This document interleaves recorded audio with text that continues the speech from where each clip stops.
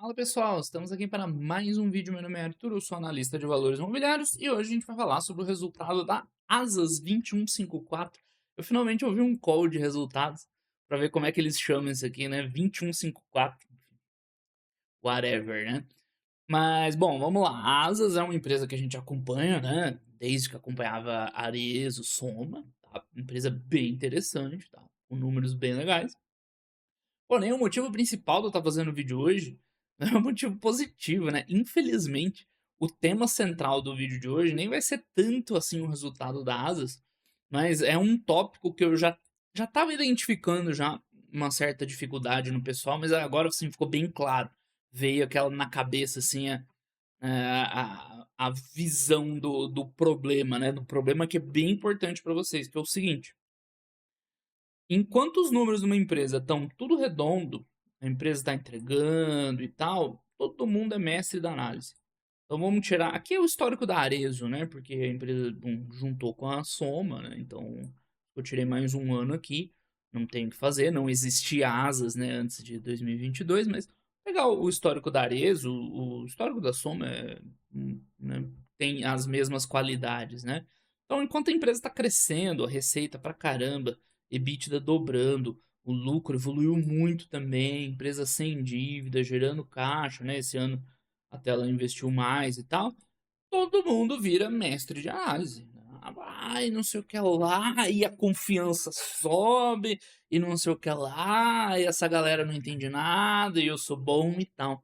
É só aparecer alguma coisa diferente fora do script que vira um barata voa total. O pessoal já não sabe mais o que fazer, o que acontecer, fica desconfortável com o resultado, começa a reclamar de regra contábil, mas por que que tá diferente aqui, por que que tá diferente lá, eu entendi errado, ó, não tá batendo o resultado com a tabela. Enfim, sem contar, né, a galera que tá putaça porque ela tá despencando a cotação, aí já é um problema bem mais básico, né, bem mais estrutural. Mas eu tô me referindo mais a quem já tá evoluído, tá? Já quem já tá caminhando para se tornar um investidor melhor, já tem tempo, experiência. Eh, Cuidado para não cair nessa armadilha. Qual armadilha? De achar que você tá aprendendo, que você tá evoluindo, tá se tornando um investidor melhor, mas só no tempo que tá tudo certo, porque aí é fácil, aí qualquer um vira analista.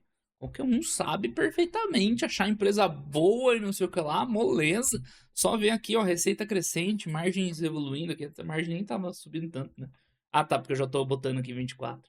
Mas, pô, margem evoluindo, receita crescendo, pô, sou o mestre. E aí a primeira coisa, primeiro escorregado, não é nem dizer escorregado, a primeira coisa diferente que aparece, então não sabe como reagir. Então isso é um problema, pessoal, isso é um problema sério, importante, tá, que vocês precisam endereçar. Então se você se reconheceu, se você olhou o resultado da asa e ficou preocupado, se você não sabe nem por onde começar, o teu problema é mais embaixo, né. Entendeu o que tá acontecendo? Aí você tá bem mais pra trás, né, você tem que correr pra alcançar. Eu já tô falando pra quem já tem um pouco de experiência e tal. É incrível quando começa a vir alguma coisa diferente, o pessoal não sabe como reagir. Foi assim com o Lojas Renner, foi assim com o Bradesco, foi assim com o M. Dias, com o Grendene, né. Eu tipo, vocês não conseguem ver quando é uma coisa importante, se é importante, ela é crítica para o futuro da empresa, ela não é, né, o que que eu devo fazer. Então, se vocês não desenvolverem essas habilidades, vão ficar com uma evolução muito limitada, porque essas são as decisões mais importantes, são nesse momento, nos momentos mais complicados. De comprar a empresa que está com número excelente é fácil, qualquer um faz. Qualquer um que estudar um dia análise de empresa, compra empresa com número bom, isso aí é moleza. Agora, os grandes portfólios, né, os grandes patrimônios são acumulados com boas decisões tomadas em momentos que você tem certeza. Porque é aí que você vê o mercado penalizando, aí você vê, né, incertezas pairando sobre o resultado. Eu não estou nem entrando no mérito, se é muito bom, se é muito ruim, a gente já vai ver o resultado. Mas é nessas horas que você precisa saber o que fazer. E quando chega essas horas, vocês somem total. Você sabe, quem acompanha qualquer esporte no Brasil, né, principalmente futebol, mas qualquer esporte no Brasil, é o que o pessoal chama de pipoqueiro, né? O cara tá lá jogando, comendo a bola na fase de classificação do campeonato, jogando muito, quando chega um jogo importante que precisa decidir, o cara some, né? Não faz nada. E aí todo mundo cai matando, chamando de pipoqueiro. Vocês são os pipoqueiros do investimento. Né? Na hora que tá tudo fácil de olhar, de analisar, de acompanhar, beleza, todo mundo tira onda. Mas é só, sim, não tem nada demais o resultado da asa. A gente já vai ver lá, é um resultado que precisa acompanhar, tá? Então, né, não é nem. Porque tem um outro extremo também, né? Tem a galera que, assim, só quer ouvir a opinião de alguém pra saber se tá tudo certo ou se precisa vender. Tipo, o cara não consegue operar, né, nos intervalos contínuos. Né? Tipo, eu vou chegar aqui, eu vou olhar o resultado da asa, cara, não, então tá tudo bem, não precisa me preocupar. Não, não é isso, de jeito nenhum. Tem coisas importantes pra se olhar no resultado dela daqui em diante. Né? Mas tá muito longe de parecer a empresa que vocês estão pintando aqui. Né? Todo mundo ali incomodado, uns mais explícitos, outros implicitamente. E quando a pessoa comenta, o resultado não tá batendo, aí a gente explica que tem resultado ajustado, mas aí a pessoa ainda tá incomodada, né? Mas por que usa num, por que usa no outro? Não deveria ser o mesmo. O que é isso aí? Tipo, o cara não tá preocupado com a regra contábil, ele tá desconfortável que vem um resultado que ele não sabe reagir. Aí cada um se manifesta de um jeito, né? Um solta franga, tem gente aí reclamando como se a Asas fosse a pior empresa do mundo. Tem gente que não sabe o que fazer. Tem gente que arranja outra coisa pra ficar lá tentando, perguntando, interagindo porque tá desconfortável. Então, pessoal, vocês não podem ser pipoqueiro. Na hora do vamos ver, que é a hora de você tomar uma boa decisão. E isso vale para decisões boas, ruins. É óbvio que, tipo, isso não é natural, você não vai nascer sabendo. Mas chega um momento desse, você vai lá, faz a sua análise, decide, traça um plano do que você vai fazer, e depois você vai ver, você vai errar muito ainda, você vai aprender, e é assim que você evolui. Mas se vocês chegam no momento desse e fica todo mundo surtado, esperando alguém vir falar o que fazer, gente, vocês não vão evoluir para valer. Vocês vão ser o jogador que joga fase de grupos bem e não ganha nada nunca. Porque na hora que precisa, dá uma pipocada, certo? Então, essa é a mensagem principal do vídeo de hoje. O resultado das asas é o de menos, tá? Vamos ver até a apresentação aqui, que é mais objetiva, porque esse ponto é sim muito, muito, muito relevante. É mais relevante que olhar qualquer resultado das empresas agora. É vocês identificarem esse, né? Eu tô ajudando vocês a identificar esse ponto de dificuldade e vocês trabalharem mais isso. Aí é olhar mais empresa que está passando por mudança, por transformação, né? Então vocês vão ter que gastar mais tempo e energia nesse tipo de coisa. Porque todo mundo adora uma zona de conforto, mas trabalhar aquilo que tem dificuldade, né, aí é muito difícil, né? Aí todo mundo quer apelar para ajuda de alguém, me fala aí o que eu tenho que fazer. Essa é a mensagem principal aqui. Nem falei da Asas até agora, né? Bom, enfim, todo mundo conhece a empresa. Né? Ela veio da fusão da Arezzo e Reserva, Reserva não, né? Fusão da Arezzo e da Soma. Aqui foi primeiro, né? Arezzo e Reserva, virou Arezzo Company, e depois a Soma juntou com a Hering, né? No grupo Soma e juntou tudo. Então, uma grande consolidação de várias marcas de roupa, vestuário e calçados, né? Dá para dizer, com algumas marcas mais de moda, de produto diferenciado, e outras mais de volume, né? Mas eles chamam democrático, né? Eu ia falar popular, mas o termo que eles descrevem a Hering é democrático. Então é interessante, é um portfólio legal, tem várias marcas, muitas marcas com bastante valor. Outras, tipo a Hering, é interessante também, porque não é que a Hering é um produto diferenciado, mas ela tem o seu valor como marca, né? Não que você vai comprar um produto de desejo, mas daquela que a gente fala da Renner, né? Daquela experiência de compra ali. Não, preciso de uma roupa simples, tal. Bom, a Eric tem o que eu preciso, vou lá, compro, resolve. Então, é bem interessante o portfólio de marcas. Porém, o que aconteceu depois dessa fusão, aquisição, enfim, nesse caso foi bem uma fusão, né? Você precisa fazer ajustes na estrutura. Isso de qualquer empresa, tá? Não é só da Asas, qualquer empresa. Principalmente quanto maior for uma fusão dessa, quanto mais coisas diferentes tiver no meio, mais complexo é. A gente viu ali Fleury e Pardini, né? Eu fiz vídeo do Fleury aí semana passada, acho que domingo passado, bom, algum dia passado. Que por mais que sejam dois negócios assim, muito parecidos, né? Diagnóstico, análises clínicas, né? Tem os seus desafios de integração. Imagina que cada marca tem um jeito, tem um posicionamento, tem uma gestão, né, responsável, e você junta duas, já eram duas holdings, né? Então além de juntar várias marcas, aí você começa a ter overlap entre marcas, você tem visões de holding diferentes. Então é um período de integração, certo? Então vamos ver os resultados da empresa, considerando tudo isso. Tá? Eu peguei de propósito aqui a apresentação, que ela é mais objetiva, né? Tem 20 slides, o release é maior, né? Eu já sabia que ia gastar um tempo aí nessa parte inicial. E bora lá, asas 2154, agora eu tô falando correto, né? Então, eles destacaram muito o ano, né, da fusão, né, da transação, é um ano transformacional, que é verdade, a gente nunca teve nada parecido, né, aqui no mercado brasileiro, uma empresa com tantas marcas, com um portfólio tão diversificado e replicável, né, que eles estão querendo dizer do valor das marcas e tudo mais, né, no mercado gigante. Isso aqui é bem interessante também, né? A forma deles trabalharem preservando a autonomia das marcas, porque só assim você consegue ser, né, um House of Brands de verdade, né? O cara criativo que vai bolar a coleção lá, ele tem que ter a identidade daquela marca. Não adianta você ter uma equipe só e falar assim, ah, não, para Farm vamos fazer um negócio assim, para Eric vamos fazer assado, né? Não faz muito sentido. Então isso aqui é bem interessante. E numa integração dessa é complicado, né? Porque aí, meu amigo, você junta muito cacique numa sala ali e eles têm que se acertar, né? Então é um desafio. O crescimento de receita, a gente já vai ver lá. No geral, foi bem bom para a empresa. É interessante que eles tiveram algumas marcas com umas performances muito fortes. E, enfim, aí lá no release dá para ver em mais detalhes, né? O equilíbrio de performance, né? Aqui na apresentação eles deram uma bela caprichada, assim, para ficar mais bacana. Mas é um crescimento bom, né? Um crescimento 15% ano contra ano, 12% em relação ao trimestre anterior.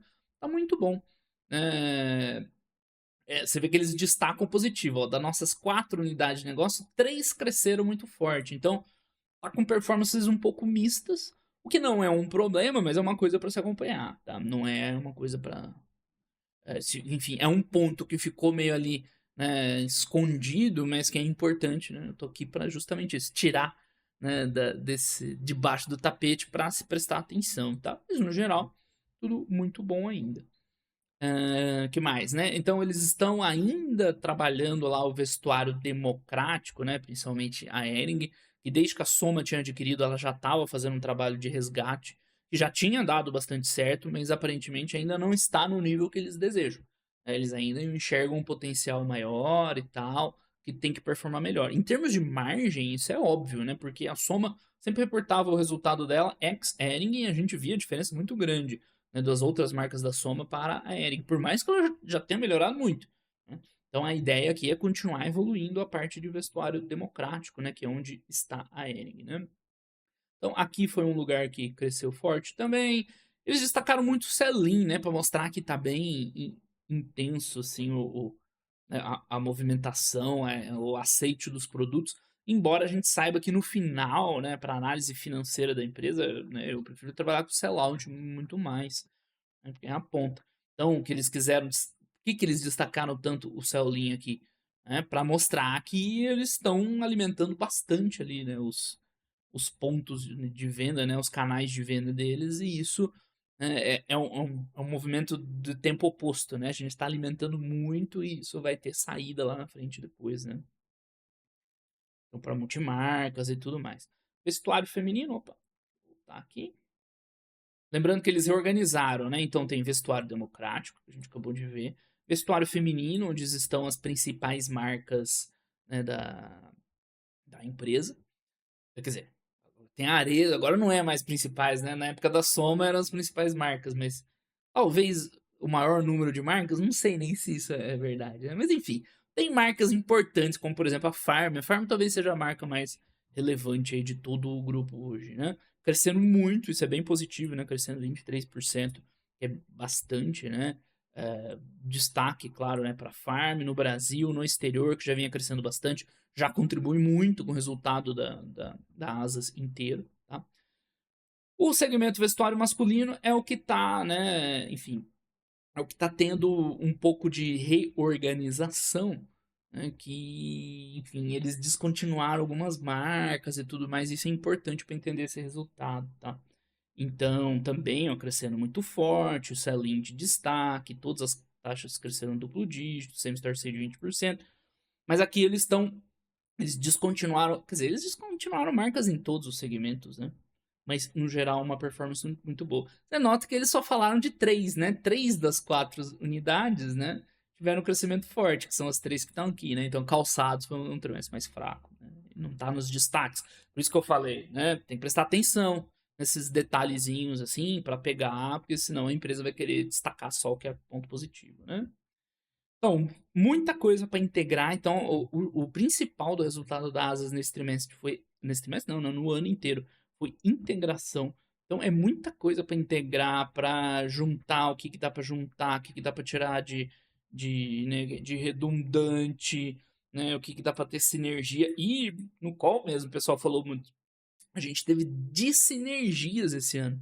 Né? Teve despesas a mais, né? Por conta da incorporação, né, da junção do grupo, que tipo precisou para arrumar a casa, né?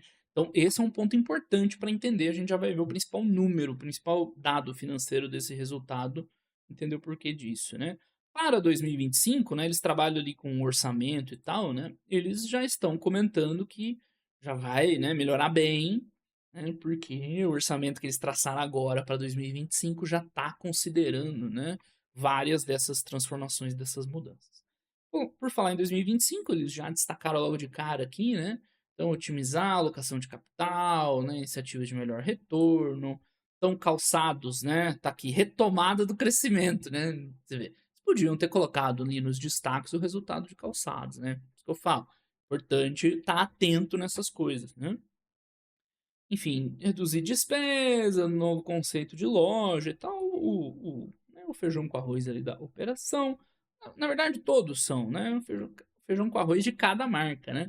Então, vestuário feminino foco na Farm, que é a principal marca, abrir novas lojas, de novos conceitos com collabs e afins né, e tudo mais. No democrático também, aí é uma outra estratégia, né? Então é legal ter essas verticais, porque aí você dá um foco né, no trabalho, mas ainda respeitando cada modelo de negócio, né? Porque é diferente. O que a Eric precisa fazer é diferente do que a Farm precisa fazer, do que uma né, Arezzo precisa fazer, né? Então, no vestuário masculino tem os seus pontos. Então, aqui que eu falei, né? Eles descontinuaram 3 marcas no vestuário masculino né, para otimizar o portfólio e acabou impactando bastante alguns números, né? Então, pensa, você tem que descontinuar a marca, é gente indo embora, é estoque que tem que vender. Então, isso aqui impactou bastante né, o resultado. Então, despesa corporativa, né? O padrão, normal e tal. E aqui tem uns modelos de loja e tal, né? Tudo Pra mim parece tudo muito bonito. É claro, né? Não sou expert no assunto, mas parece muito legal. E bora lá, né? Ver os destaques primeiros, depois os resultados, né? Você vê a receita crescendo, igual já deu para ver lá, né? Tanto no ano quanto no acumulado aqui, né? Acumulado não, né? No trimestre, no acumulado do ano. Um crescimento bom, tá? Algumas marcas estão performando muito forte, a gente já vai ver ali. Outras nem tanto, mas no geral tá um resultado bom.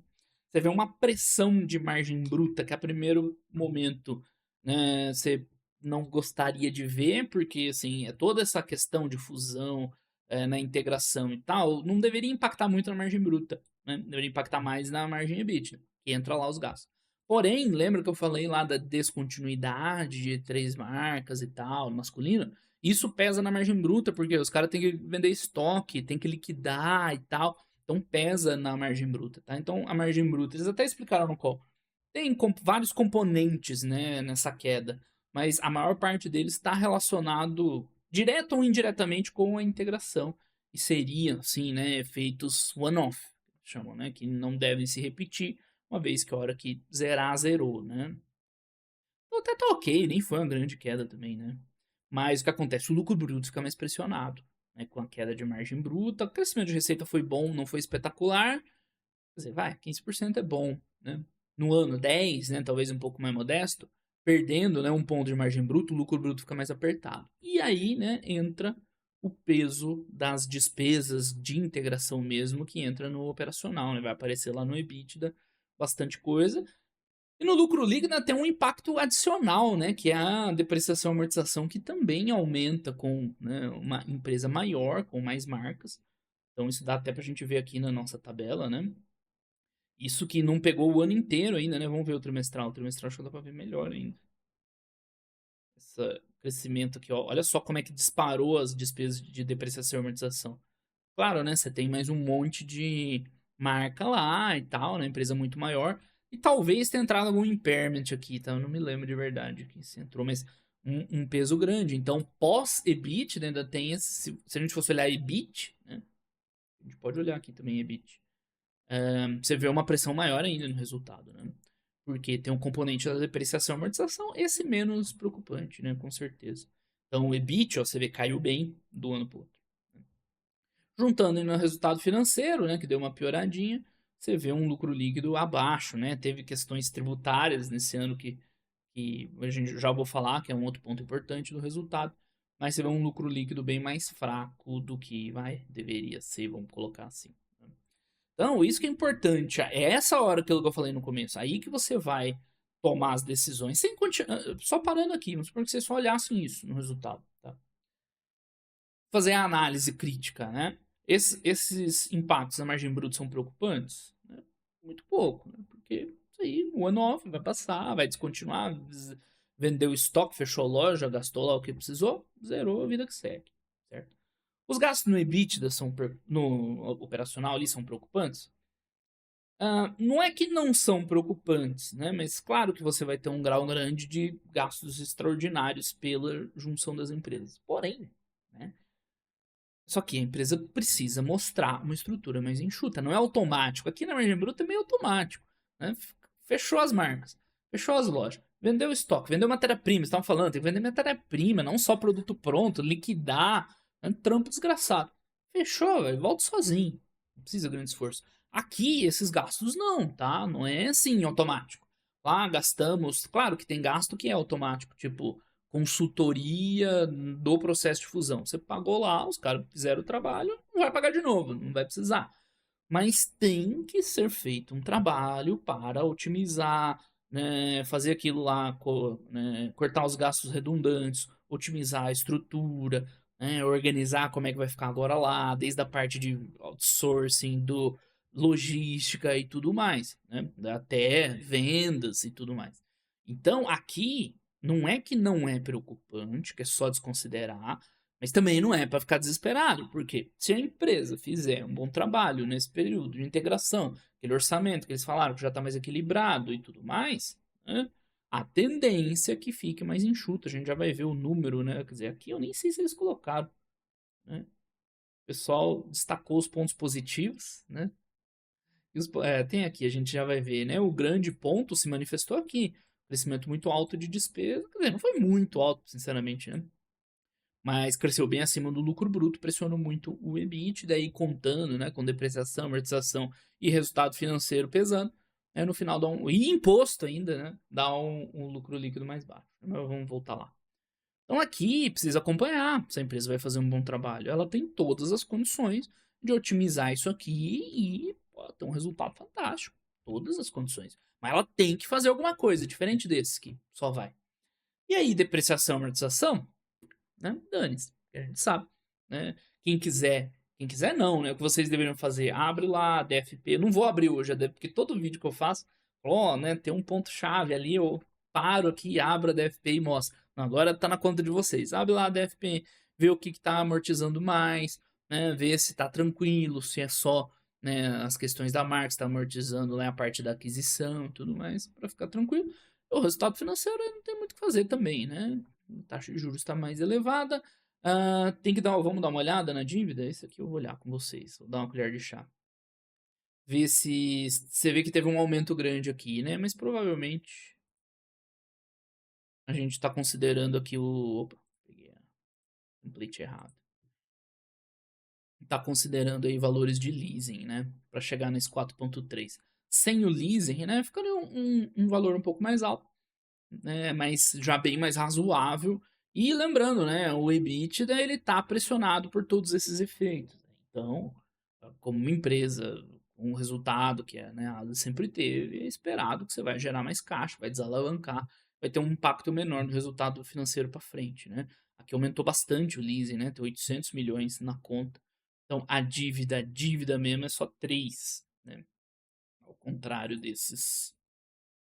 Desculpa, 3 é total, né? 2,5 fica só o leasing. Ah, na verdade aqui já está ajustado, né? Já está 2,4. Perfeito? Então vamos continuar aqui com a nossa análise, né? Vamos ver as linhas de negócios, né? Então aqui que foi a linha pior, né? Não é que eles esconderam, né? Também não tô, talvez tenha exagerado um pouco. Mas não deram o mesmo destaque, né? Então você vê, as receitas de calçado foi meio fraco mesmo, né? Então algumas marcas até performaram bem, o sellout foi bom, né? Você tem um same-store sale legal. Ah, não, desculpa, isso é loja própria, não é same-store sale. Selim, bases comparativas. Sim, na média, né? Provavelmente não tem todas as marcas aqui, todos os destaques, mas algumas marcas performaram meio mal, né? Acho que é Schultz, pelo que eu me lembro lá e tal. Schutz, né? Não é Schultz. Então tem que dar uma acertada na linha lá. Mas tá indo bem. As marcas, né? A Arezzo é uma marca forte, tá performando legal, né? Enfim, não é nenhum desastre, mas isso aqui seria um resultado meio fraco, né? Daria uma preocupação maior no resultado, né, da Asas como um todo. Os outros BU, né, Business Units, estão indo muito bem, né? Crescimentos bem fortes, né, 2 dígitos para mais, para 20%, com same-store sales positivo, farm crescendo no exterior, que é bem importante, né? O sellout forte, né? Também, né? É bem legal. Então elas estão indo bem, tá? Aqui sem grandes segredos. Vinha as marcas principalmente da Soma, né? Mas tinham algumas da Arezzo. No vestuário democrático, que o principal é. Bom, acho que agora só ficou a Hering, né? Eles, enfim, deve ser só a Hering, né? Um resultado bom também, tá? Então, recuperando aí Selim com multimarcas, o sellout tá bom, forte, e-commerce indo bem, same-store sale quase 2 dígitos, indo bem também, tá? Apenas o infantil não foi bem, beleza. Bem, não vai ser tudo, né, que vai forte numa empresa com tantas marcas. No vestuário masculino, que eles estão, né, transição da gestão, simplificando o portfólio, né, tem esses, né, atritos, mas no geral, né, a performance, tipo, a reserva é uma marca muito forte, né, muito boa. Vai ser o flagship, né, do vestuário masculino. Já que Hering, né, é bem masculino, mas entra em outra categoria. Mas, enfim, né, tá performando muito bem, same store sale de 2 dígitos, receita crescendo uns 20%, tranquilo. E isso a gente viu todos, né? Então o de calçados que precisa dar um tapa, mas no geral foi bom. Então você vê que a performance, né, de vendas, né, no top line tá bom da Asas, foi bem bom, né? Nesse ano de integração ali, um ajuste ali nos calçados, mas beleza, né? O Birman ficou como CEO da empresa e na cozinha dele que tá o BO, né? Tá nos calçados lá. Mas enfim, não vejo uma grande preocupação quanto a isso. O grande problema que pressionou bastante o resultado da empresa foi o aumento de despesas, né, que a gente já discutiu. Então a margem bruta ajudou, você vê, né? O crescimento aqui da receita foi até bom, né? 13, 15, beleza, mas perdeu um pouquinho de margem bruta, parte pelos motivos que a gente já comentou, tá aqui. Estoques do vestuário masculina, liquidação, né? Tá? Aceleração de vendas, leias, liquidação de marca descontinuada e tal, fornecedor, mesma coisa, né? Tem que ajeitar as contas a receber, ajuste a valor presente, vende estoque, né? É um trabalhinho fazer isso aí. Pressionou a margem bruta, certo? Aí, no EBITDA, né, principais são os custos de integração, impactos temporários de integração, né? Eles começaram a lançar calçados com a marca Farm e Hering, né? Interessante também, né? Outros investimentos e projetos que tipo, você gasta para crescer, né? Então, essas despesas que a empresa precisa arrumar, aquilo que eu falei. Tem coisa temporária que vai resolver meio que sozinha? Tem. Mas tem coisas que vai depender da competência deles resolverem, tá? Então dá um EBITDA com a margem pressionada, mais fraco, né? Tirando ali os impactos de resultado financeiro, depreciação e imposto de renda, vai ver um lucro líquido bem abaixo, né? 30% abaixo. Que a gente já comentou também. Então. Tá, esse EBITDA aqui já tá ajustado? Ah, tá. Esse aqui é só o quarto trimestre, desculpa, né? Então, se você olha o EBITDA contábil do quarto trimestre, né, aparece um desastre, né? O EBITDA, lucro, dá um prejuízo. É por isso que a galera surtou aí completamente, igual eu mostrei no começo do vídeo. Aí você vai ver qual é a diferença, né, do que eles estão reportando aí de recorrente para contábil, né? É, simplificação de portfólio, a gente falou, ajustar estoque, impairment, pagar a multa, né? Você vai fechar ali, vai pagar a multa, sei lá, do aluguel da loja, de um contrato qualquer que você tem, demissão e tudo mais. Então, né, tem aí 60 milhões de gastos. Isso aqui é despesa extraordinária da fusão, propriamente dita, né? Então, esse é tranquilo também, né? Aí tem programa de incentivo de longo prazo, né? Que o pessoal ajusta, né? Vocês sabem que eu não gosto de ajustar, então por mim esses 30 aqui nem seria ajustado. Aí bastante mudança contábil, né? Enfim, devido àquela alteração que a gente está vendo, aí todas as empresas estão tendo um impacto, umas maiores, outros menores, né? E essas reclassificações geraram um impacto, né? De uma vez maior do que o impacto corrente. Mas esse é um ponto, né? A princípio, essas mudanças tributárias elas vão prosseguir, né? Não é que vem um não recorrente tributário. Né? Mas aí tem duas coisas. Uma é que muita coisa foi reconhecida agora, então o impacto que vai constante, né, daqui em diante não vai ser tão grande. E segundo, a empresa falou, aí eu já não posso garantir. A empresa falou no call que muitas das coisas, né, eles não concordam e eles enxergam uma boa possibilidade de reverter, né, com recurso, judicialmente e afins. Aí, né, é uma coisa bem mais incerta, não dá para contar com isso. Né? Então, é um não recorrente entre aspas essa questão tributária, né? Vai persistir um impacto, não vai ser tão grande igual agora nesse trimestre, a empresa acha que muito ela consegue reverter, mas aí é bem incerto, né? Bem, vamos ver. Então, o impacto no lucro líquido é mais ou menos parecido, né? Com um impacto financeiro maior. Então, tem o que? Os ajustes do EBITDA anteriores, a depreciação e amortização, né? Que mudou, a parte tributária. Engraçado, né? Eles não destacaram muito o resultado financeiro aqui, né? A dívida líquida. E você vê que a dívida reportada deles está bem diferente, né? Tá 1,1 vez. Então, o que, que você faz quando você vê uma diferença grande assim, ó, né, de dívida reportada para o que está lá no contábil? Você tem que ir lá abrir e ver as contas para ver o que, que os caras estão contando certinho.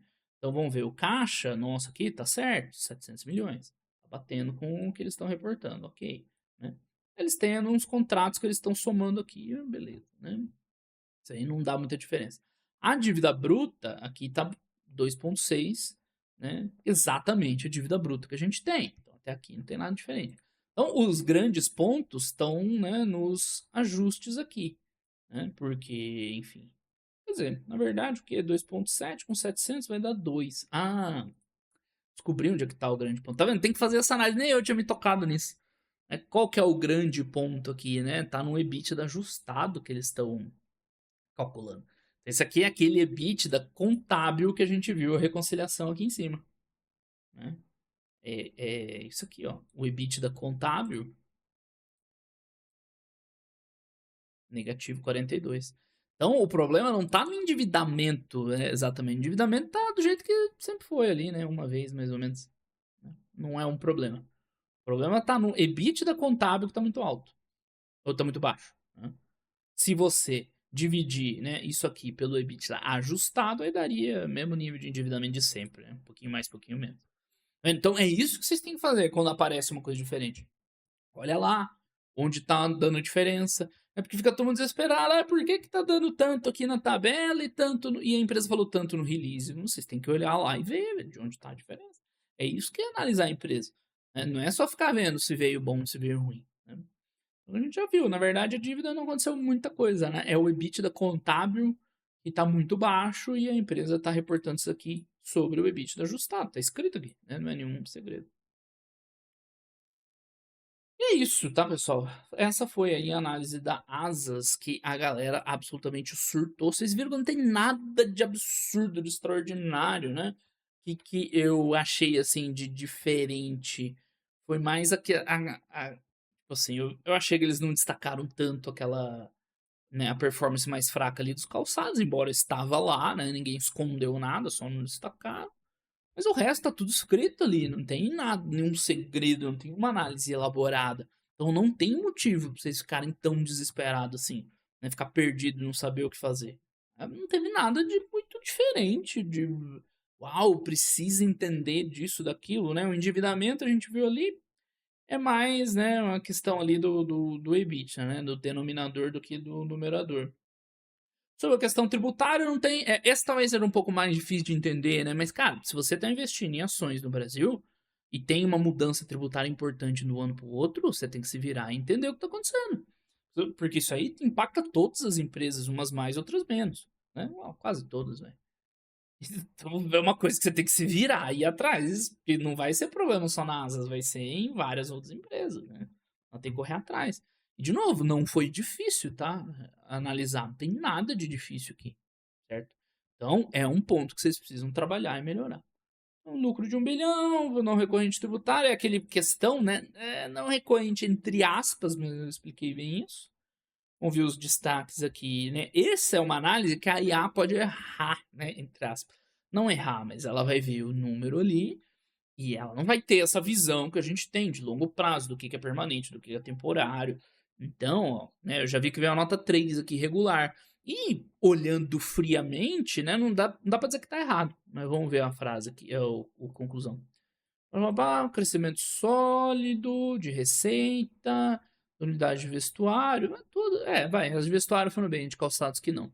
EBITDA avançou, mas a margem pressionada por despesas operacionais, principal ponto do resultado. O lucro caiu, principalmente por carga tributária, perfeito, mas a amortização normal. Estrutura financeira saudável, o resultado foi misto. Assim, não dá pra dizer que tá errado, é isso. Só que aí onde entra a nossa parte, a parte de valor mesmo da análise, é entender o quanto isso impacta, o quanto isso é permanente, o quanto isso realmente, né, vai preocupante, né, para o resultado da empresa, ou é algo que aconteceu e provavelmente vai ficar tudo certo. É aí que a galera tem uma dificuldade imensa, né, imensa, para mais, para menos. Então os caras vêem resultado ruim e acham que tá tudo bem, vê um resultado tipo da Renner lá, né, que foi uma coisa séria, mas que ela tinha tudo para se recuperar e acha que a Renner ia acabar. Né? Então aqui que o pessoal não consegue tomar as decisões, né? Então essa é uma parte que vocês precisam trabalhar muito, tá? Muito mesmo. E aí vamos seguir aqui pro nosso comentário. Mercado batendo sem dó, né? Tava R$ 90 a cotação para 26, meu Deus. 76% de pancada. Por isso que vocês não podem ficar. Ó, lembra do básico? Do básico é não se preocupar com variação de cotação em curto prazo. Mas se você não tem o entendimento do resultado, fica difícil da pessoa não se preocupar. Porque se ela não entende o resultado, o que ela entende é isso aqui, que caiu 70%. E aí o povo já tá soltando a franga lá embaixo. Né? Então vamos lá. Resultados do. Deixa eu ler aqui o anterior. Aqui ainda não tinha juntado, né? Era Ares ainda. Nem adianta ver, na verdade. Do ano de 2024. Então, a primeira coisa, eu vou colocar isso aqui, né? Primeiro ano. Ano da empresa como Asas 2054. Né? O ano foi muito intenso na integração das marcas e processos. Então, começar do top line pro bottom line, que é o que eu geralmente faço, né? Na performance de vendas em geral está boa, muito boa, né? 20% é muito bom, muito boa, com alguns itens com maior dificuldade, principalmente calçados, né? A gente viu? Calçados, não calçadas. Vamos lá. Custos, maior lançamento de custos, a margem bruta devido ao descontinuidade de algumas marcas.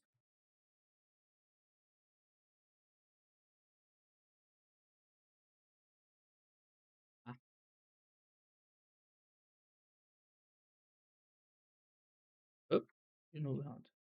É isso. É ruim, cara, fazer duas coisas ao mesmo tempo. Já tá pensando em um monte de coisa e ter que escrever ainda. Né? Lançamento maior de despesas administrativas devido aos custos de integração. De integração. E mais o novo planejamento empresa. Então isso aqui é importante, tá? Tem custo extraordinário com a fusão? Um monte, né? É o principal motivo ali do EBIT, do contábil ter ficado tão negativo. Mas tem custos maiores que não é só da fusão, né? Que é dessa reorganização, desse novo planejamento e tudo mais, que é onde eu falei que a empresa tem que caprichar, né? Trabalhar melhor. Não trabalhar melhor, mas fazer o trabalho, né? Então, resultado operacional.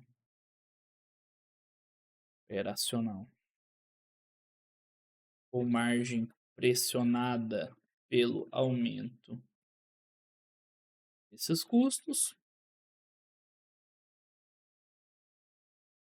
mais a depreciação, né? Mais o aumento da depreciação e amortização.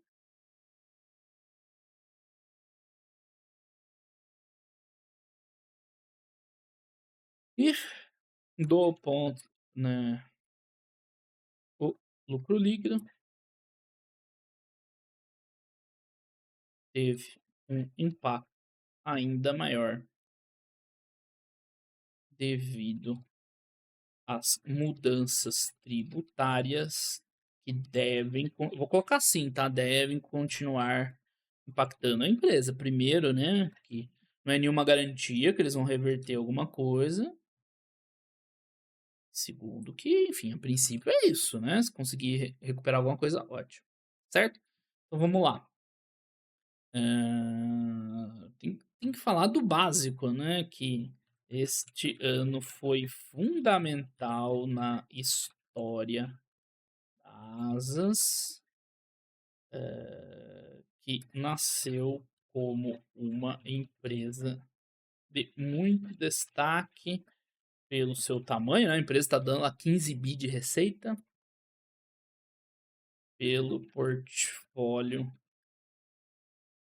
diversificado e de qualidade de marcas, né?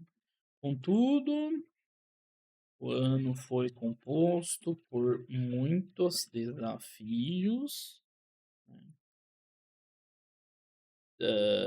enfim, com a integração das empresas e ao mesmo tempo ao mesmo tempo a necessidade de continuar planejando o crescimento futuro. Né? Importante acompanhar. Em 2025, o resultado de a empresa já conseguiu, né, organizar, qual que é a palavra aqui? Organizar, vou colocar melhor sua operação, certo? Então esse é o grande ponto, pessoal, né?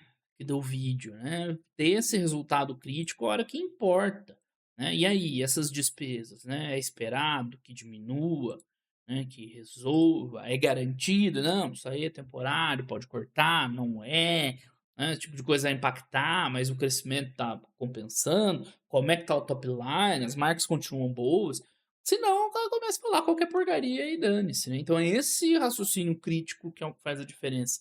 E é isso que eu tô vendo que vocês, assim, têm muita dificuldade quando sai do script, né? Quando sai do script, o pessoal não consegue avaliar mais. Então, tipo, as marcas da M Dias, que eu sempre falo lá que, na verdade, não tem força como se esperava. Antes todo mundo, não, M Dias, marcas, pra quê? E não sei o quê.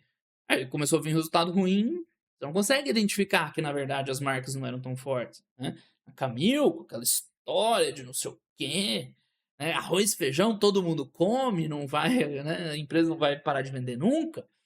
Aí, quando os resultados vêm ruins, o pessoal tem dificuldade de enxergar que ela gera muito pouco valor, que ela cresceu muito por repasse de inflação e por aquisições, né, mas não em geração de valor. Então esses são os pontos chaves, são os momentos que fazem a diferença. E é bem aí que vocês têm dificuldade, aí é o que eu falei, né, vai ser todo mundo pipoqueiro, então não seja um pipoqueiro, né, identifique esse ponto, né, essa fraqueza, vamos dizer assim, e trabalhar para melhorar, né, não tem outro jeito. Então espero que esse vídeo tenha sido muito útil para vocês, para vocês reorientarem aí, reorganizarem a trajetória de evolução de vocês com investidores, porque desse jeito é bem complicado, tá? É bem complicado mesmo. Beleza, pessoal? Então por hoje era isso aí. Grande abraço aí pra todo mundo e até os próximos vídeos. Valeu!